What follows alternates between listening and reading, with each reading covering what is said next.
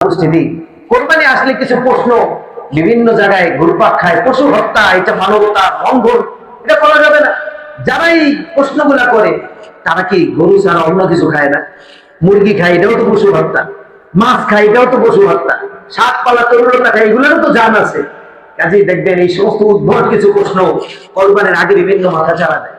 ইসলামের মধ্যে অপ্রয়োজনীয় নিষ্ঠুর ভাবে পশুকে কষ্ট দেওয়া ইসলামের মধ্যে নিষিদ্ধ।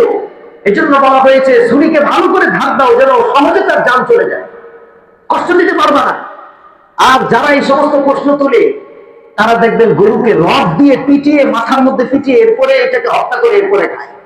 কারেন্টের শর্ট দিয়ে হত্যা করে এরপরে খাচ্ছে। গরুর প্রতি কি পরিমাণ অমানবিক আচরণ তারাই করতেছে।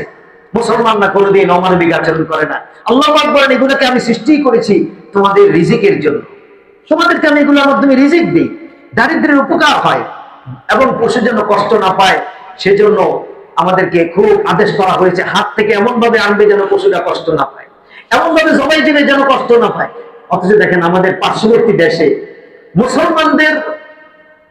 মুসলমানদের একটি প্রাণী বিড়াল, এটা তারা দাবি করতেছে এটা মুসলমানদের প্রাণী। এই জন্য বিড়ালকে একসাথে জমা করে তারা আসমানে এভাবে উঠিয়ে আছাড় দিয়ে দিয়ে বিড়ালটাকে মারতেছে। এই মুসলমানদের প্রাণী দেখে এই জন্য এগুলাকে আছাড় দিয়ে তারা মারতেছে। এটা পশু হত্যা না। কবুতর মুসলমানদের প্রাণী, এটা দাবি করে তারা কবুতর ধরতেছে আর এভাবে টেনে মাথাগুলো ছিঁড়ে একদিকে ফেলাই দিচ্ছে, কবুতর তারা হত্যা করতেছে। এটা মুসলমানদের প্রাণী। এইভাবে আমাদের সাথে তারা বিদ্বেষ পোষণ করতেছে। এগুলো পশু হত্যা না।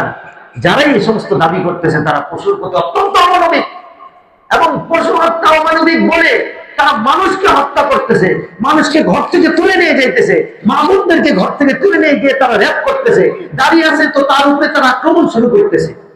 এগুলো বর্বর, এগুলো অমানবিক, এগুলার প্রতি প্রতিবাদ আমাদের জানানো উচিত। কাজে কোন মুসলমান যেন কোন প্রোপাগান্ডায়, কোন প্ররোচনায় আমরা যেন কান না দেই।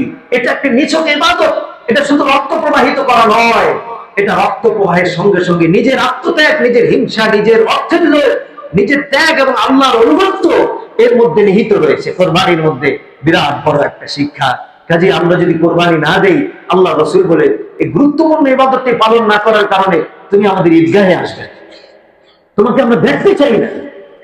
এই জন্য মেরে মোহতারাম উপস্থিতি, যাদের উপর কোরবানি ওয়াজিব, অত্যন্ত ভালোভাবে সুন্দর করে আমরা কোরবানি দেওয়ার জন্য নিয়ত করি। ইনশাআল্লাহ আগামী সপ্তাহে আমাদের কোরবানির মাসাইলের উপরে আলোচনা হবে। গুরুত্বপূর্ণ মাসালাটি আমরা আগামী সপ্তাহে আমরা ইনশাআল্লাহ জানবো। কারো কোনো কিছু জানার থাকলে আগামী সপ্তাহে আপনারা প্রশ্ন পাঠাবেন। আল্লাহ